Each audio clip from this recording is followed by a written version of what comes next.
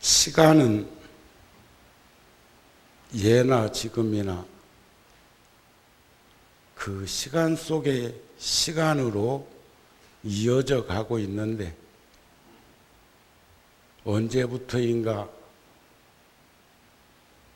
시간이 빨리 가는 이도 있고 더디게 가는 이도 있다는 말들을 스스럼 없이 하고 있는 세월을 겪고 있습니다.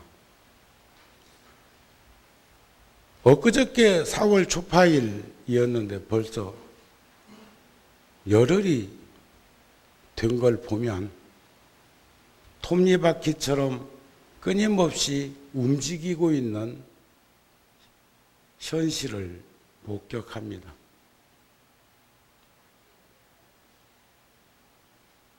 구룡사에서는 부처님 품 안 따뜻한 가정을 지향하는 그런 가족법표를 참 오래전부터 해오고 있습니다. 종교는 가장 중요한 덕목이 그 종교성은 믿음이지만 그 종교를 믿고 의지하는 우리들의 모습은 세간의 회자되기를 정직하게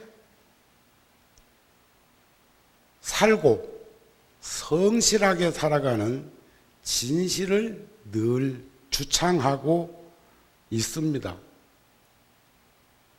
4대 육신으로 이루어져 있는 이 세포야 이 세상에 태어나서부터 시시각각으로 변해가고 있는데 그것을 생로병사로 표현하기도 하는데 그런 그 모습들이 어떤 이는 영원할 것처럼 생각하기도 하고 그러다 낭패만 나고 어떤 이는 허무한 현실에서 좌절하고 포기하고 그리고 엄청난 어려움을 겪는 이도 있고 또 어떤 이는 스스럼 없이 변해져 가고 있는 그 시간의 톱니바퀴 속에 노출되어 있는 자기 모습을 변화되어지는 걸로 받아들이면서 소중하게 시간들을 쓰고자 노력하는 것 아닐까. 상일성과 주제성만 온전하다면 우리가 세상을 사는데 무슨 걱정이 있겠느냐 하지만 수명은 자꾸 연장되어 가고 있을지라도 100년 넘기기가 쉽지 않고 그리고 늘상 노병사 속에서 우리들이 만나야 되는 것들은 보입니다. 그래서 남은 시간들을 더 효과적으로 효율적으로 가치 있게 쓰기 위해서는 물러남이 없는 그런 신심과 불투전의 정진을 우리는 늘 강조하게 된다고 생각합니다. 리처드 도킨스라고 하는 옥스퍼드 대학의 교수가 상당히 그 책은 두꺼워서 저도 몇 년을 머리맡에 놓아두고 다 읽어볼 기라고 했는데 어느 날부터인가 한 권의 책 보기가 어렵습니다. 그거 잘 안 되더라고요. 웬만큼 재미가 있든지 쉽게 터치할 수 없는 책들은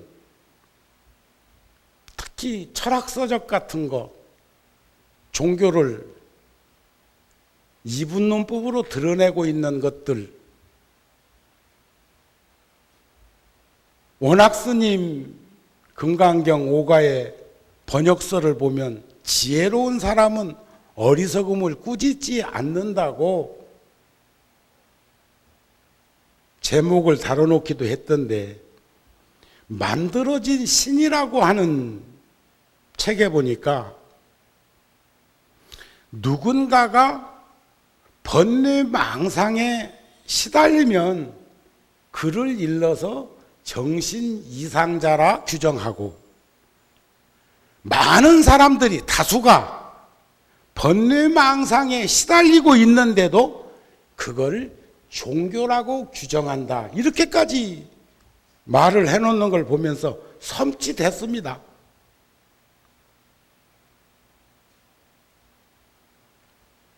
지혜로운 사람은 어리석음을 꾸짖지 않지만 각 개인을 매도할 때는 누구나 다 번뇌가 있고 망상이 있지만 그게 일종의 정신장애, 정신분열로 규정 지으면서 다수가 신흥종교에서 집단적으로 움직이는 것까지도 종교라고 얘기하는 것을 비추어 볼 때 우리는 어떤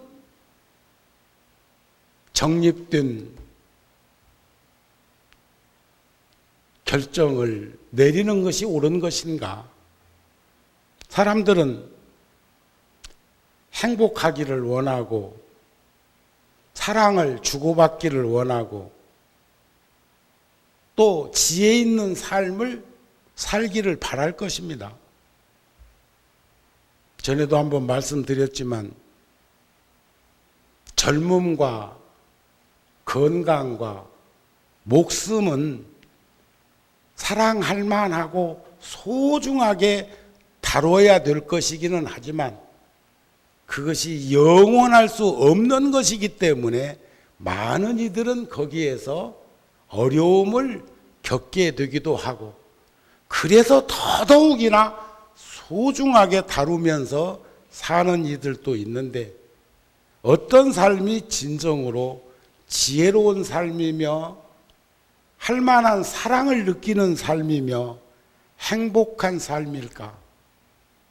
얼마 전에 다녀가신 틱낙한 스님도 긍정의 삶을 살면 행복해질 수 있고, 부정한 삶은 방치해도, 그 삶을 살지 않고 방치해 두어도 불행해지더라, 그런 말을 한번 상기시키면 합니다.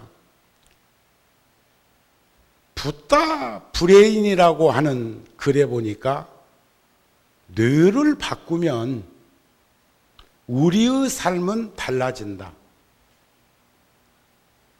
우리가 관상도 보고, 심지어 며칠 전에 그 종합편성 텔레비전을 보다 보니까 리모컨이니까 착착착착 넘기다 보면 여기저기 끼웃거리게 되는데, 발바닥을 까놓고 또 족상도 봅디다. 그러면서 마치 규정지어서 결정된 것처럼, 그러면서도 끝머리 결론은 족상도 끊임없이 달라지고 있다. 그러면 족상만 달라지는 게 아니고 수상, 관상, 또 아니면 더 나가면 뭐 심상까지도 다 달라진다는 것이고, 또 우리가 얘기하는 사주팔자도 변화되어지는 것이고 달라질 수 있는 것이고, 쉽게 얘기하면 내가 사주팔자를 타고나기를 한 100살까지 살 거라고 사주팔자에 써져 있다고 그래가지고 그 사람이 저기 고속도로는 놔두고라도 여기 전용도로 뒷길에 가서 시커먼 옷 입고 캄캄한 밤에 안개라도 낀 날 한번 서 있어 봐라, 이게 아무 일 없을 거라는 거지. 결국 사주팔자는 업입니다. 업, 가르마. 옛날 어머니들은, 옛날에 처자들은, 어머니들은 가르마를 가운데에 탔는데 처자들은 옆으로 탔어. 옛날 2조 때는 가르마도 없었어. 결혼하기 전에는. 그게 바로 가름하는 업입니다. 업. 결국 사주팔자라고 하는 것은 내가 일거수 일투족 쪽에서 지어오는 업의 결과문. 욕지 전생, 욕지 내생, 금생 착자시, 수자시.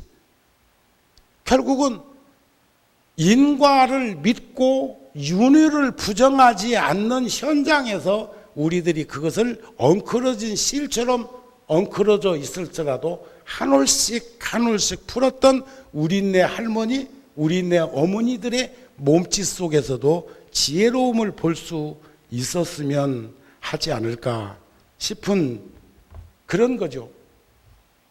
뇌를 바꾸면, 그러려면 뇌도 써야 된다는 거지, 뇌. 요즘은 껌만 씹어도 뇌 운동이 돼갖고 영리해지고 치매에 걸리지 않는다는 말도 합디다. 그 전에 제가 서울 구룡사 오기 전에 통도사 있을 때인데, 한 번은 방장 스님 방에 이제 뭐 소임도 없이 그냥 통도사 있을 때니까 노스님 모시고 밖에도 나가지만 한 번씩 노스님 방에 이렇게 가서 문안도 드리고 하면은 노스님이 어느 때는 껌을 한 통, 큰 통 있잖아요. 한 박스 통. 요즘은 요 통에 담겨서 팔기도 하더만. 저보고 한번 그러셔요. 노스님 알고 계셨는가? 이 껌 갖다 놓고 씹으라고? 껌은 왜 씹는데요? 한 20, 30쑥만 씹어도 아구심도 좋아지고 건강도 좋아진다고 하더라고. 나를 어디다 써먹으려고 건강하게 만드시려고 했나 몰라. 그때는 웃었어. 그런데 이번에 그 과학자들이 써놓은 글을 보면서 노스님은 역시 선지식이었구나.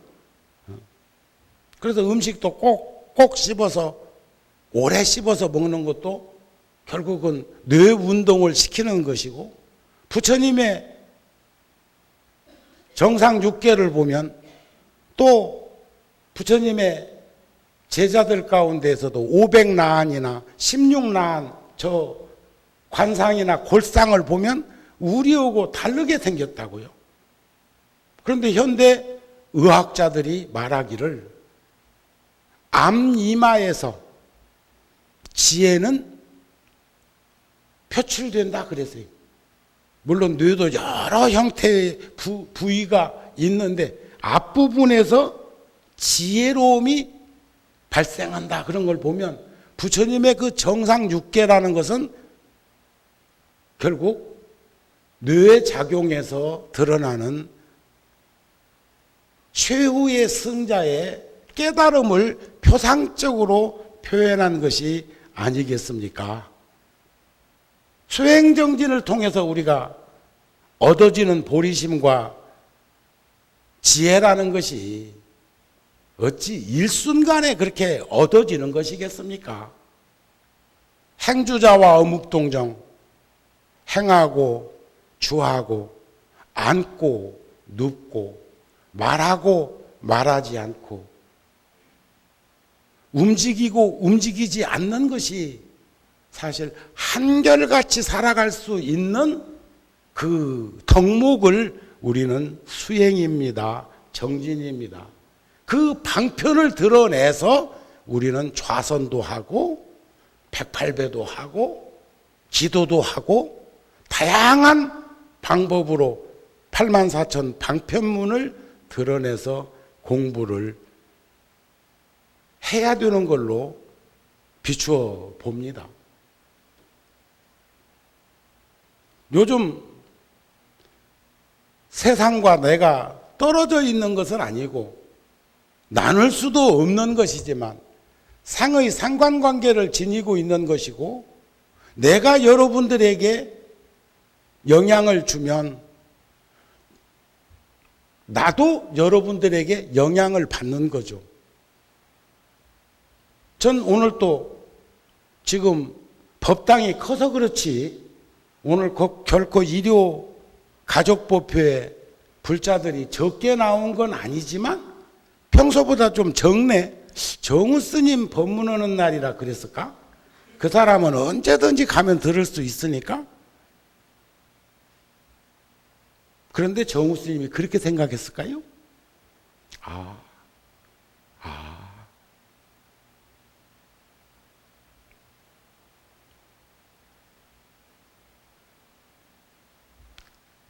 그렇게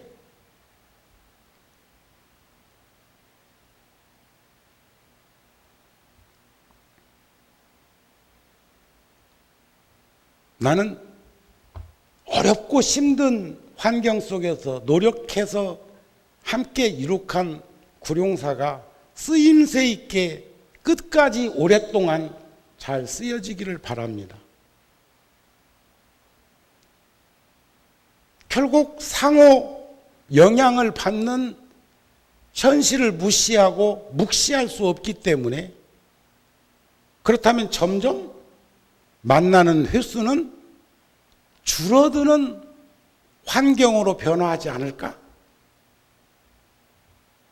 지금도 내가 이쪽 숫자 많은 쪽을 더 쳐다보고 있거든.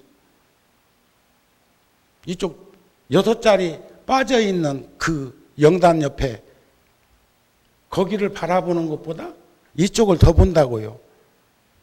여기는 자주 보는 이들이 많고 여기는 일주일에 한 번 보는 이들이 오셨으니까 지금 법회하면서도 지금 처음 출석 부르는데 아까 입정할 때 숫자 거의 파악했어요.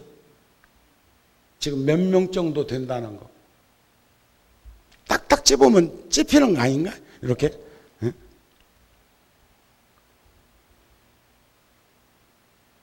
우리는 그 무엇에도 치우치거나 얽매이거나 빠지지 아니하는 진정한 수행, 그것은 평상심을 흔들림 없이 살아가면서 부처님 품 안과 따뜻한 가정을 한 울타리 안에 이룩할 수 있도록 노력하는 모습이라고 저는 봅니다. 고통의 원인을 다른 말로 돌려 말하면 혼란스러움과 착각을 일으키게 하는 것이 고통의 원인이네요. 왜냐하면 고통과 괴로움이라는 것은 번뇌와 망상의 찌꺼기입니다. 거기서부터 출발하는 것들이죠. 마음을 괴롭히는 감정적 경험이죠. 수행정진의 두 수레바퀴의 축은 방편과 지혜입니다. 제가 6월달 우리 잡지에도 방편과 지혜, 어머니와 아버지로 대칭해가지고 말씀을 했습니다. 우린 깨어 있어야 합니다. 혼침에 빠지면 안 됩니다.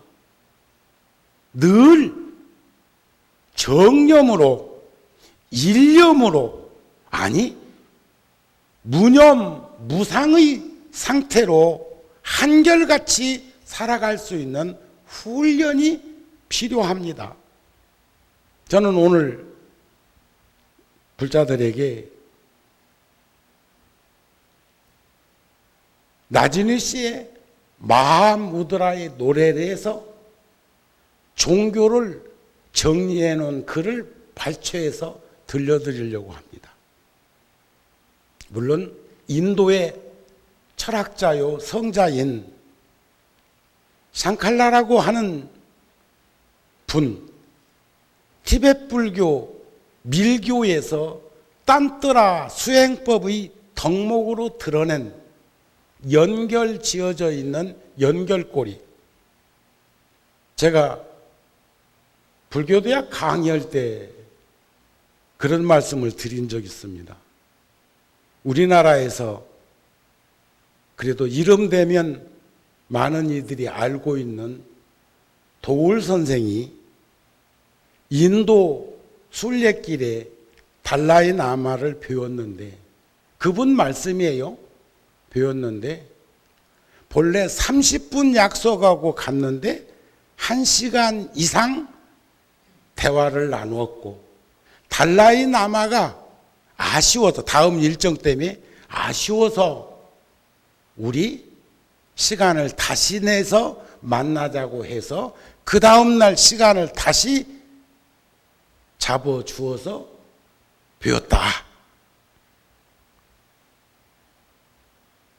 24시간을 의전팀에 의해 가지고 쪼개져 있는 그 시간 속에서 연거푸, 약속되지 않은 또 다른 약속을 그렇게 할 수 있다는 것도 뭔가 통하는 부분이 있고, 내가 갈 수 없는 그 나라에서 이 정도뿐이라면 전달할 수 있는 방편력이 있겠구나 하는 그런 내용도 된다고 저는 느꼈습니다. 그때 종교는 무엇입니까? 하고 여쭤봤더니 종교는 과학이다 그랬다는 거예요.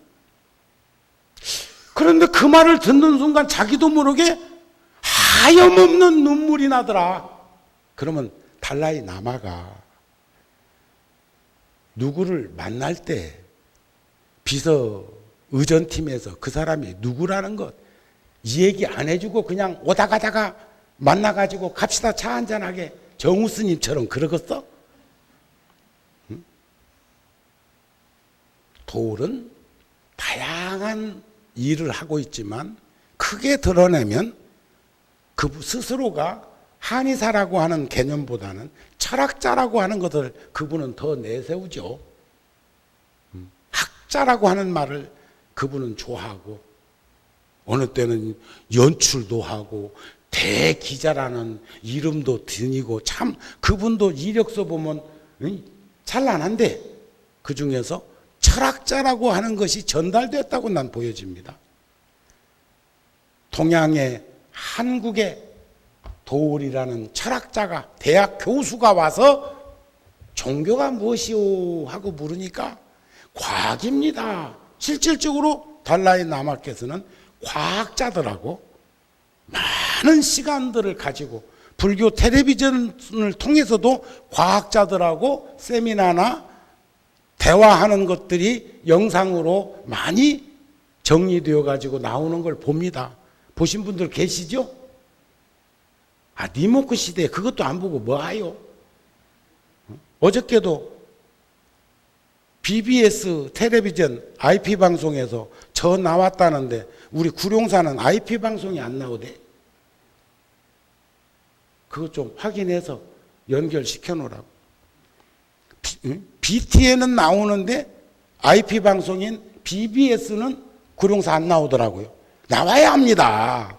근데 왜 구룡사 대중들은 나오든지 말든지, 나오면 나눈갑다, 안 나오면 안 나오는갑다, 그런 방송이 있나? 그게 불교 방송, 마포에 있는, 거기서 엄청난 돈을 들여가지고 텔레비전까지 하고 있다는 거죠. 여러분들도 집에 안 놓여 있으면 연결시켜가지고 보시라고. 저기 마당에 써져 있대. 서울은 몇 번, 울산은 몇 번. 그냥 그것도 붙여놓은 거 아닐 거라고요. 그러는데 종교라는 건 조금 전에 말씀드리기를, 종교는 진실해야 된다. 종교인은 정직한 삶의 현장에서 성실하게 살아가는 것이 수행이요 정진의 덕목이다. 결론은 그렇게 설정을 해놓고 행주자와 묵동정, 평상심을 흔들림 없이 살아갈 수 있는, 지금 어저께 그제부터 지금 전국 사찰에서 여름 결제 하한거에 들어갔고, 우리도 인등실에서 언제든지 시간 내서 오면 참선할 수 있는 공간을 확보해 드렸고, 앞으로 별관을 지켜두면 거기에다 100여 평짜리 한 층은 선방으로, 시민 선방으로 만들어서 언제든지 스스럼 없이 와서 공부할 수 있고, 거기서 훈련되면 그때는 장소가 어딘들 어때요? 불 속에서도 삼계 화택, 불 속에서도 연꽃 피는 도리가 있다 함을 우리가 믿는다면 시장통에서는 참선할 수 없나요? 있다고요. 단 편리하기로 보면 함께 더불어 할 때 훨씬 수월하더라는 거예요. 한 밥상에서 여럿이 밥 먹는 것이 편리하더라는 거예요.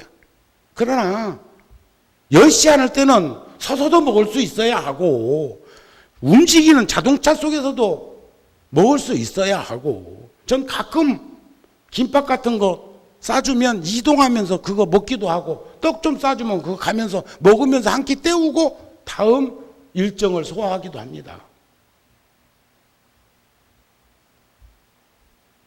그런 것들을 숙련시킬 수 있는 도량이 바로 부처님 도량인 사찰이라고 생각이 되어지지 않습니까? 그것을 우리는 함께 이렇게 가자는 거죠.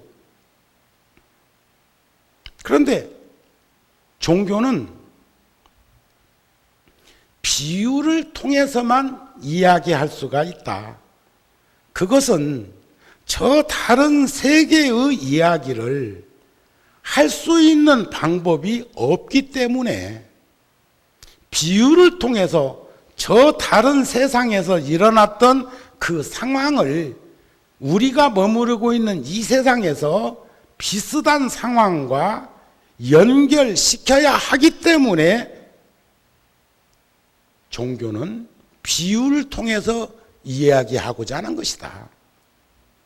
그럼으로써 언어는, 문자는, 아니 10권, 20권, 30권, 50권, 100권짜리도 소설은 소설이다.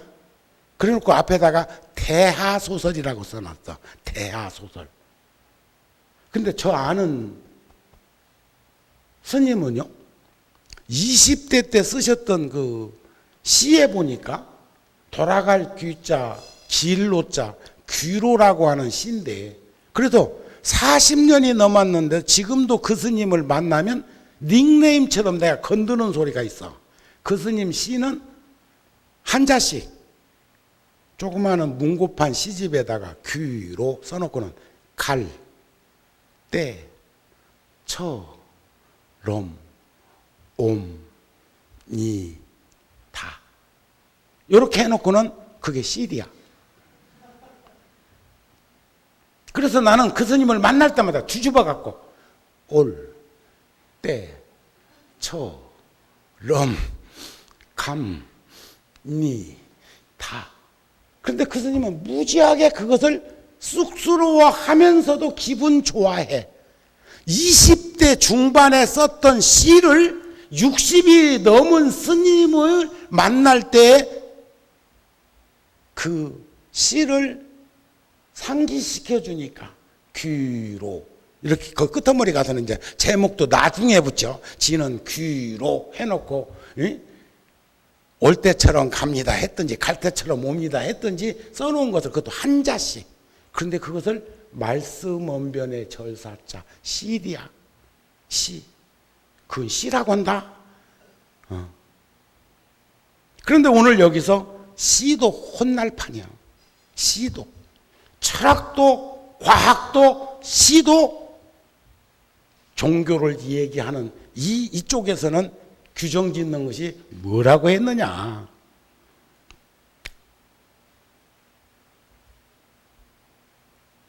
저 다른 세계에서 일어났던 상황에 대한 이해가 부적절하나마 가능하기 때문이다. 말은 언제나 저 다른 세계를 설명하기에는 적절하지 않다. 부족하다. 부적절하다. 그러나 부적절한 말일지라도 이용할 수 있을 때까지는 이용하도록 해야 한다. 뭘? 말을, 문자를. 그러니까 부처님이 마음장상 하나 드러내기 위해서 본질은 금덩어리인데 모양은 수천 수만 가지로 드러나 있는 그 형상을 드러내주기 위해서 84,000 장교의 가르침을 우리들한테 45년 동안 살아신 것 아니겠습니까? 말을 통한 이 비유의 방법 이외에는 저 다른 세계를 설명할 수 있는 방법이 없기 때문이다. 근데 이 나진희 씨의 마하무드라는 책은 제가 1980년도인가 81년도인가 그분 책을 보다가 내가 설통이 터져갖고 청산유수로 말은 튀어져 나오는데 사람들하고 밤을 새면서 이 얘기를 해도 말이 끝이지 않고 막 술술술술술 잡신 들은 사람 구들 때 쏟쳐 나오듯이 나오는데 나는 늘 허공에 떠 있더라는 거예요. 차분한 기색을 느낄 수 없었고 그러는데 나는 내 내면에는 좀 더 편안한 것보다는 불편한 심기가 드러나고 이러다가 내가 맛을 잃지 않을까? 여러분들 살다 보면 그럴 때 있죠. 정신이 산만해져 가지고 헐쩍에 할 때 있다고요. 그래서 제가 그분 책 몇 권을 보다가 싹 불질러 태워버렸어요. 이건 아니다 싶었어.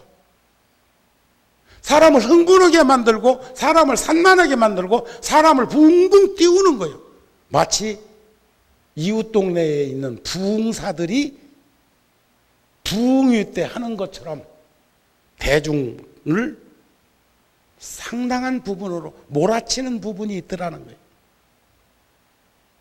그런데 제가 한 10여 년 전에 우연히 도반 스님 방에 갔다가 곰팡이 냄새가 물씬물씬 풍기는 그 책을 보고 난 버렸었지만 한 20년 후쯤 그 책을 다시 피어 보는데 20년 전 경계와 그때의 경계는 달랐습니다.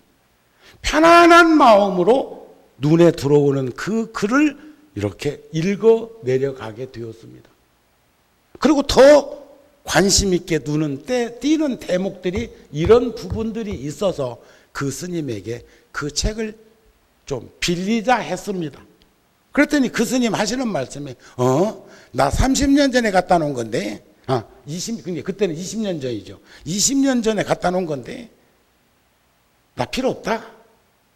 요즘 책 안 봐야 못 봐. 눈도 침침하고 나보고 가져가라 소리지. 그래 그 책을 들고 와서 보는 중에 메모로 정리해서 남긴 내용들입니다.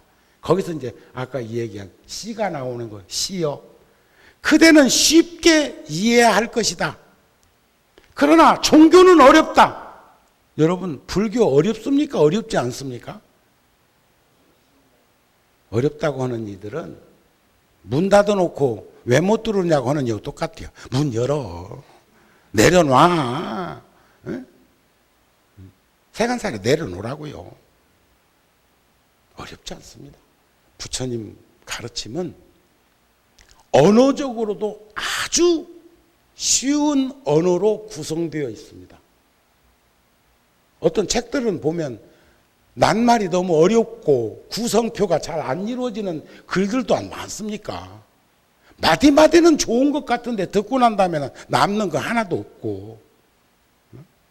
그런데 가슴에 와서 오랫동안 남는 건 아까 그 스님 시 또 4월 초파일 날 말씀드린 것처럼 그 설악산 신흥사의 조실 스님 시 중에 한쪽 벼락 맞을 놈은 난데 뜰 앞에 대추나무 내 대신 벼락 맞고 안 잊혀져. 얼마나 그 양심의 아픔을 그분이 대신 드러내 주신 것일까. 인간들 그렇잖아요. 속이고 기만하고 우롱하고 대소 차이는 있지만 자기가 자기 암시에 빠져갖고 전혀 모르고 느끼지 못하면서 그냥 살면서 자기 합리화시켜서 살고 있는 일들 많잖아요. 저 자신부터.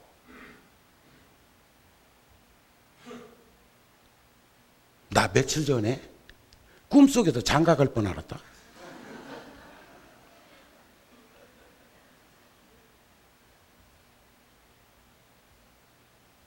그때 깨고 나서 그 여자가 누군가.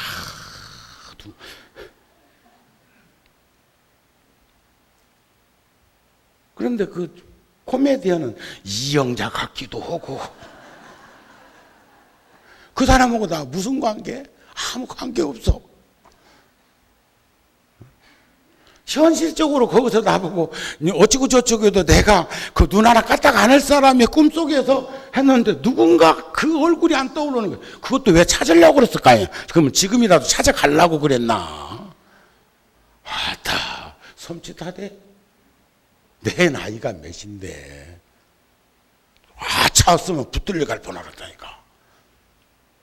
몽리몽몽이 6675 각공공이 무대천이라고. 꿈속에서 꿈꿀 땐 꿈인 줄 몰라. 중생기에서 살고 있는 우리들의 현실도 깨달은 분의 눈으로 안목으로 보면 꿈 같은 인생인데 모르고 있어. 뱃속에 들어있는 아기들이 어머니 뱃속을 순산해가지고 나와야 될 건데 못 나오고 있어. 거기 나가면 큰일 나는 줄 알아? 우리들의 삶이 어쩌면 그럴 수 있습니다. 그러나 부처님의 가르치면 심오하지만 언어적 문자로는 대단히 평범한 언어, 보편적 언어로 구성되어 있다는 걸 아셔야 돼. 다만 단어를, 전문적인 수어를 모르고 있어서 어렵게 느낄지는 모르겠어요. 그거 다 내려놓고 접근해 보세요. 자, 시여 그대의 길은 이미지를 통해서이기 때문이다. 거기 어떤 마찰도 없다. 과학이여 그대는 쉽게 이해할 것이다. 그대의 길은 이미지의 영역이 아니기 때문이다. 하나의 경험적 사실에 국한되기 때문이다. 시여 그대의 길은 쉽다. 시여 그대는 오직 시일 뿐이다. 그것으로서 그대는 끝이다. 시 그것은 이미지다. 그렇지 국화옆에서도 이미지잖아요. 소쩍새는 그렇게 울었나 보다. 왜? 가을에 꽃필라고. 아이고 말도 안 돼. 그런데 그게 이미지로 구성되었기 때문에 아름다운 시가 된 거죠. 보세요. 유치환 선생의 그리움이라는 시. 파도야 어쩌란 말이냐, 파도야 어쩌란 말이냐, 님은 묻같이 까딱도 왔는데 파도야 어쩌란 말이냐, 날 어쩌란 말이냐 하고는 제목을 그리움이라고 썼다. 유부남이 처녀를 돈도 없는 기 6.25 피난 시절에 왜 좋아해? 근데 그 여자는 계산해 보니까 계산이 안 나오니까 말도 없이 떠나버렸잖아요. 그래 찾다 못 찾으니까 부산에서 피난 시절에 여수 오동독 가가지고 방파제에 지나서 동백섬 있는데 지나가는데 바람 부니까 파도는 착착 친다. 그러니까 파도야 어쩌란 말이냐, 파도야 어쩌란 말이냐, 님은 묻같이 까딱도 왔는데 파도야 어쩌란 말이냐, 날 어쩌란 말이냐 해놓고 거기다가 그리움이라고 써놓으니까 그리움의 시는 최고요. 그 시가 나만 최고라고 생각하는지는 모르겠지만, 그런데 그건 이미지일 뿐이야. 거기에 무슨 진리가 들어있어? 거기에 무슨 숨통 튈 일이 있어? 자, 이미지는 아름답다. 이미지 속에서 시인이여 마음껏 취하라. 그러나 이미지는 진실이 아니라는 것을 명심해라. 아까 종교는 진실해야 된다고 그래서 정직한 사람이 성실하게 살아가는 삶의 현장. 근데 시는 진실이 아니라네. 진실은 현실적이어야 된다는 말도 되겠죠. 그렇다면 종교란 무엇인가? 종교는 궁극의 시다. 궁극적으로는 궁극의 시다. 그것은 이미 이미지가 아니다. 그것은 과학과 마찬가지로 하나의 경험적 사실이다. 종교는 경험적 사실입니다. 그러나 과학적인 용어를 사용할 수는 없다. 과학이란 너무나 객관적이기 때문이다. 그렇다고 철학적인 용어를 사용해서도 안 된다. 철학이란 너무나 주관적이므로 과학과 철학 이 양자를 모두 사용해야 한다. 이 둘은 가교로서 다리로서 사용하지 않으면 안 된다. 이것은 시인의 방법이다. 모든 종교는 최후의 시다. 그래서 도울이라는 철학자가 반쪼가리 주관적인 철학자가 와서 종교가 무엇이오 하고 물었는데 달라이 라마께서 객관적인 과학을 들어서 반쪼가리를 맞선보게 만들어 놓으니까 전 가끔 이런 생각이 들 때마다 지나간 시간들 떠올리면서 한번 묻습니다. 처음에 짝지 맞선 본다든지 처음 사귀게 될 때 보는 순간 숨 막혀봤냐? 반문합니다. 세상 살면서 한 번이라도 숨 막혀보신 분, 억장이 무너져서 숨 막힌 게 아니고 너무너무 좋아가지고 숨 막혀보신 분, 도울 선생이 과학이라는 그 말에 하염없는 기쁨의 눈물을 흘려보신 분, 거기 한번 까딱까딱 해봐. 아따, 영리해가지고 계산이 잘 안 나오는가 봐. 근데 불행한 게 정우 쓰면 숨 막혀본 적이 있다.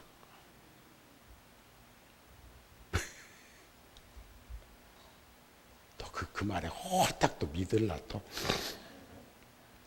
아니, 시의 본질이다. 무엇이? 종교가. 그대는 부처님보다 더 위대했던 시인은 결코 발견할 수 없을 것이다. 물론 부처님은 한 줄의 시도 쓰려고 노력한 일조차 없었다. 그런데 부처님은 화엄경 80권에 개송이 시가 10만 수가 나옵니다. 10만 수. 화엄경에 금강경에도 4구계가 시입니다. 야기색견나 범소유상 이런 게 다 시예요. 나는 여기 그대와 함께 있다. 나는 시인이다. 나는 한 줄의 시도 짓지 않는다. 그러나 나는 비유를 통해서 이야기하고자 한다. 나는 과학과 철학이 만든 간격에 다리를 놓으려 한다. 달라이 라마가 그거 몰랐을까? 나는 그대에게 차별이 없는 전체의 느낌을 주려고 한다. 과학은 절반이다. 아니, 철학도 절반이다. 그러므로 이 양자를 그대에게 전체의 느낌을, 양자는 전체의 느낌을 주지 못한다. 철학 속으로 깊이 들어가면 깊이 들어갈수록 상칼라의 말이 실감난다. 상칼라는 인도의 성자이고 인도의 철학자입니다. 오늘 컴퓨터에서 검색해보세요. 상칼라 쳐서 보면 이분에 대한 글이 요 글과 비슷한 글이 나오는 걸 보면 마하무드라의 노래에서 나진우 씨가 그걸 바탕으로 해서 또 밀교에서 말하는 딴뜨라 수행법의 교과서에서 발췌해가지고 이렇게 아름답게 깊이 있게 정리해 놓은 것이라고 보여집니다. 이 세계는 상칼라가 말하기를 이 세계는 환영이다.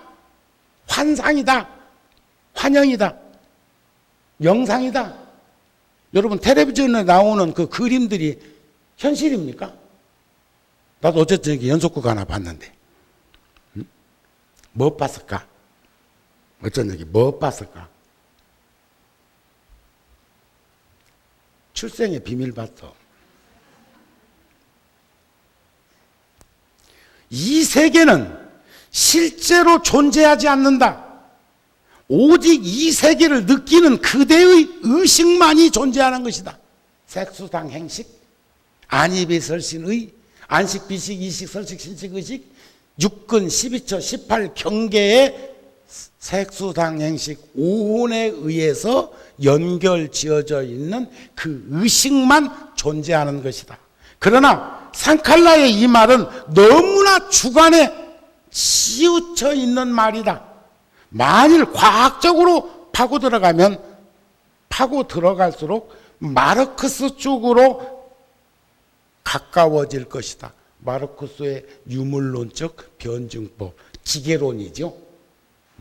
우리들도 다 물질의 한 부품에 지나지 않아. 그래도 마르크스주의자들, 사회주의, 공산주의자들은 죽고 사는 것, 죽으면 그만이라는 거 아니야? 그리고 뭐 있다는 것은 아편이고, 얼마 전에 신문에도 죽으면 그만이라고 또 누가 해놨대. 책으로도 나왔대. 지가 거기 갔다 왔나? 수없는 이들이 수없는 가르침 속에서 정령코 있는 것을 확인하고 있는데도 그랬었대. 죽었다 깨어난 이들도 많소이. 응? 우리 지금 금년 가을에 고스트 뮤지컬 연극할 건데, 사랑과 영혼. 고스트 아시죠? 영혼의 세계. 그리고 옆에 중강 스님 지금 우리 신시에서 전시하고 있는데, 거기 찻집도 생겼다? 안 가보셨죠? 중강 스님 그림 좋더라고요. 그러니까 나 소중한 줄 잘 모르는 것처럼 중강 스님도 여기서 여러 해 사시다 보니까 여러분들은 중강 스님이 얼마나 귀한 존재인가 잘 모르는 것 같아. 그분 굉장한 분이에요. 근대 불교사에 그렇게 정신적으로 육체적으로 자기를 자유롭게 만들기 위해서 고생하신 분도 흔치 않습니다. 그러면서도 자기 자신에게는 철저하셨고, 한 번도 남의 흉 보는 건 난 못 들었고, 나는 흉도 잘 본다. 바른 말도 잘이야. 눈에 거슬리는 건 바로 지적이야. 그런데 중강 스님은 그러지 않았는데, 그분이 본래 그렇겠소? 그렇게 되기까지. 제가 전에도 한번, 참 오래전에 얘기니까, 중강 스님 살아생전에 차범석 선생 살아 계실 적에 김수영 감독 아직 살아 계시지만 나오고 몇 사람이 국립극장에서 연극을 보고, 그때 산풀 봤나? 연극을 보고, 낮 공연을 봤어. 오후 공연. 토요일 날. 그러니까 이제 저녁 때가 됐잖아요. 그러니까 이제 제가 제안을 했죠. 저녁들 드시고 가시지요. 내가 저녁 살만 하잖아요. 그랬더니 걸음이 장충동으로 스스럼 없이 걸어서 내려오니까 태극당 건너편에 뭐 있대.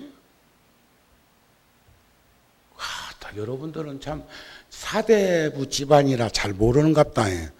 장충동에 뭐 있던디 전혀 모르네.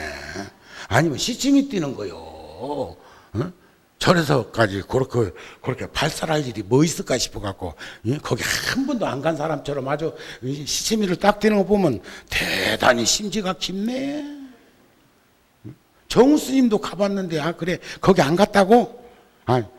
갔다 왔으면 갔다 왔다고 야. 그런데 중강 스님 잡수시는 건 아무도 시비를 하지 않는데, 지 돈 주고 지 먹고 내 팔 갖고 내 흔들고 왔으면 지하라 하면 될 건데, 내 입만 쳐다보고 있다? 다른 테이블에서. 근데 거기는 방이 있는 게 아니고 전부 통짜방이 돼. 그런데 내가 그거 먹을 줄 알을까 못 먹을까? 안 먹었을까 못 먹었을까? 그 이목 때문에 결국 나는 앉아있다 왔어. 앉아있다. 근데 중강스님은 스스럼없이 잡수시대. 근데 누구도 하나 거기에 대해서 이유 붙이는 이가 없어. 그렇게 되기까지 얼마나 힘드셨겠소. 옆에 신시 그 건물에 중강스님 전시합니다. 한 번씩 가보세요. 그러므로 두 입장을 넘어서 전체를 얘기하자. 주관적인 철학이나 객관적인 과학에 치우치지 말고, 마르크스나 상칼라에 치우치지 말고, 시적인 비유를 통해서 언어로서 공을 설명하지만, 공은 결코 언어나 문자 따위로 표현되어지지 않는다. 색은 있는 현상이요 공은 있는 그대로라고 부적절한 말로 표현을 하기는 하지만, 그 언어 따위로 표현되지 않는 게 공이다. 공성이 짤이다, 이런 말이에요. 이것이 깨달은 사람들이 주장하는 이유이다.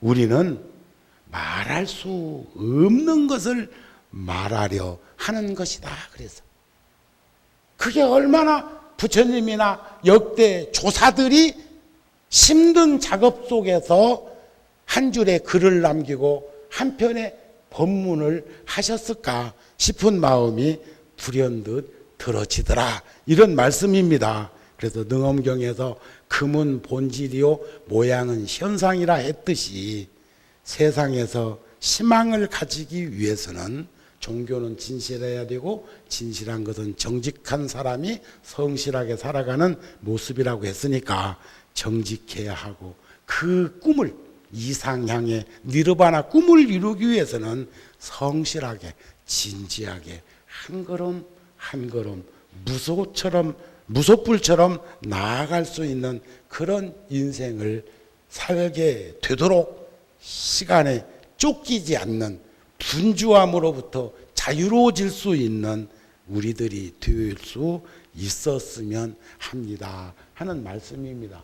그래서 집에서도 절에 오셔서도 10분이면 어떻고 30분이면 어떻고 1시간이면 어떻고, 누워서 뒹굴뒹굴 하는 것보다 와가지고 허리를 곱게 펴고 편안한 마음으로 앉아서, 화두가 안 들리면 내가 화두 두는 법은 가르쳐 드릴 것이고, 화두 들은 법은 스님들이 다 알고 계시니까 일러 드릴 거니까, 아니면 지나간 시간 속에서 아쉽고 미진하고 부족한 것이 있었으면 그것이라도 떠올려서 앞으로 남은 시간엔 아쉽고 미진하고 부족한 그것들을 하나씩 이렇게 정립해 나아갈 수 있는 삶이 되도록 한다면, 우리들이 이 세상에 살고 있는 것이 결코 헛된 인생이 아니지 않겠습니까 하는 말씀으로 오늘 법문을 마치고자 합니다. 성불하십시오.